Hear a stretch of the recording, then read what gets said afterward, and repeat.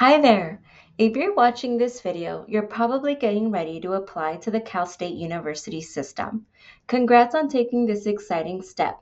So let's go over a new addition to the CSU application process. After you create an account, by entering your legal name, contact information, and setting up your login credentials, you will see several options like you see on the screen. Don't copy, start a new application, use data from a previous application, and I already have a Transfer Planner account. The Transfer Planner is a course tracking tool used for the CSU system.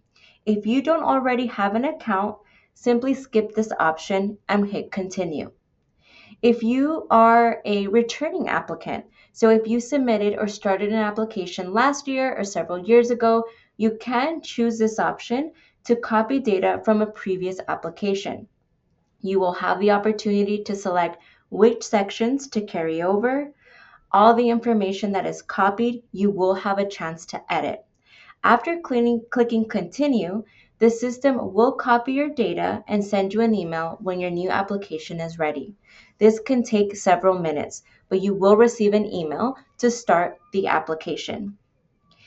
If you are a first time applicant, so this is the very first time that you're applying to the CSU system, you can select Don't Copy, Start a New Application. This is also a good option for students who applied in high school and are now applying from a community college and you don't want any of that old information to transfer over. Once you made your selection, then you will move on to the extended profile of the application. The next video tutorial following this will walk you through a little bit more in depth on how to create an account and go into the extended profile section.